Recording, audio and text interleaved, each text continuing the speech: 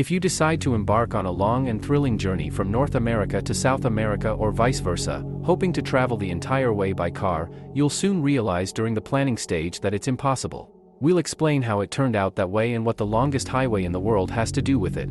Dangerous smugglers and Native American tribes. The concept of creating a road connecting South America with North America arose as far back as the 19th century. It was voiced at the first Pan American Conference. However, back then, it was about railway tracks. Anyway, nothing came of it beyond discussions. In 1923, the idea of building the Pan American Highway emerged. And 2 years later, a decision was made to bring it to life. As a result, a network of roads appeared, which entered the Guinness Book of Records as the longest highway on our planet. But its length needs clarification, as different sources provide different data. Speaking of the total length of the Pan American Highway with all its branches, according to the most daring estimates, its length reaches 29,825 miles, which is greater than the circumference of the equator. But if we consider the distance along the shortest route from the northern to the southern point of the highway, it will be just over 14,291 miles. However, another result of 15,000 miles is recorded in the Guinness Book of Records.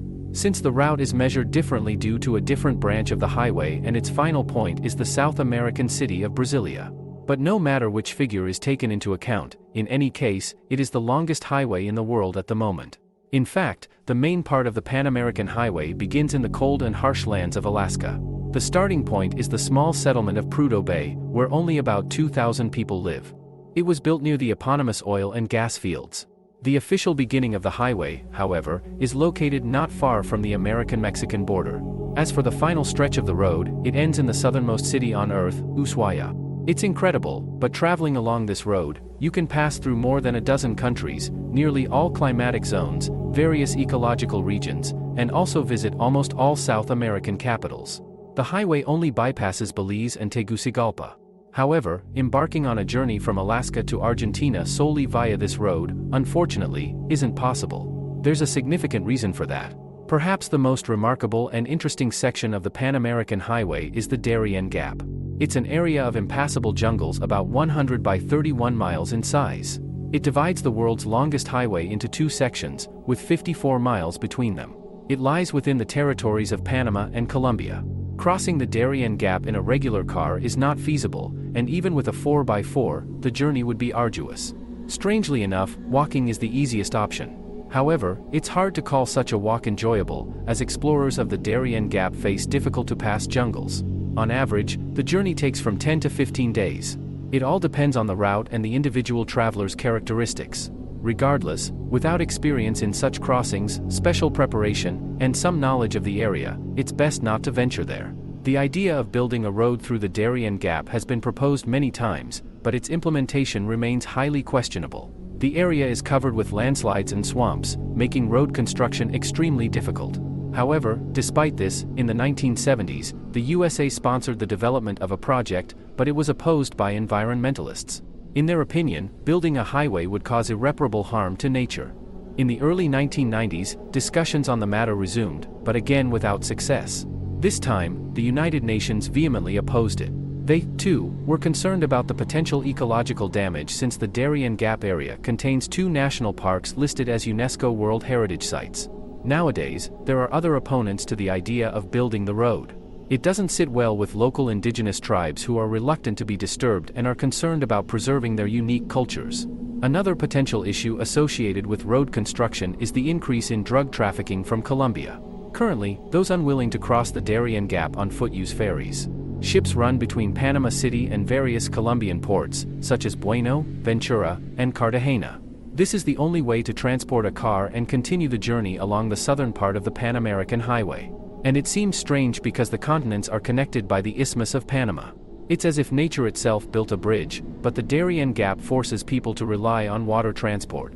Despite not being particularly friendly, people live in the Darien Gap. Representatives of two indigenous tribes, the Cuna and the Chaco, inhabit its territory. Both groups deeply respect ancient traditions. For instance, some Chaco women still prefer to go topless with intricate tattoos on their backs, as their ancestors did. The Chaco have managed to survive in the challenging conditions of the Darien Gap by passing down knowledge of animals, plants, and waterways from generation to generation. The Cuna also strive to preserve their old ways, Notably, they strictly prohibit marriages with outsiders. This closedness has led to the Cuna having the highest percentage of albinos in the world, who are referred to as moon children. It's interesting that among the Cuna, a matriarchal society prevails. For example, a woman herself chooses her husband, and after the marriage ceremony, he joins her family. For many years, the Darian Gap has consistently attracted the attention of adventurers unafraid of danger. Over time, there have been numerous attempts to cross it by car, but all of them ended in failure. The situation changed in the second half of the 20th century. Preparation for an expedition began in 1957, and it was completed only in 1960. According to the project's goal, called the Trans-Darien Expedition, its participants were supposed to reach the Colombian capital, Bogotá, to attend the Pan American Highway Congress. The expedition was scheduled to start in February to tackle the Darian Gap during the dry season. 2 specially prepared off-road vehicles, a Jeep CJ5 and a Land Rover Defender, were allocated for it. Since it was immediately understood that the vehicles wouldn't make it without outside assistance, the expedition was supplemented with 8 participants tasked with building crossings and clearing the path through the rich local vegetation. The crossing of the Darien Gap took 4 months and 20 days. During this time, the team faced numerous difficulties.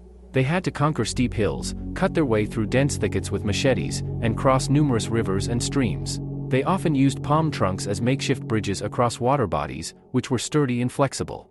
In total, they built 125 temporary bridges. The climate also added to the challenges, as life in the tropical jungles during the dry season was far from comfortable. Additionally, they had to be mindful of local inhabitants like venomous insects and snakes. Fortunately, no one from the team was seriously injured, and the journey ended successfully. However, it once again proved that crossing from South America to North America overland is destined for very few.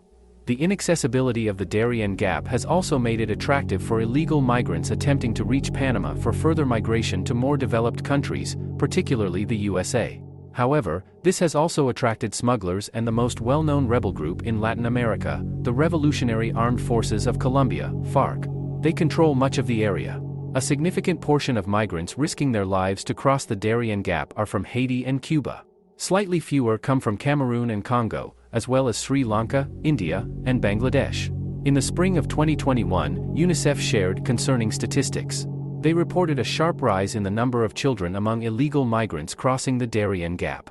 If in 2017 they accounted for only 2%, by 2020 it had risen to 25%. It's hardly arguable that the Darien Gap is a place that's not very pleasant for adults, let alone for minors. In the 21st century, when there are not many truly wild corners left on our planet, the Darien Gap continues to be one of them. Of course, if desired, you can even find a tour there.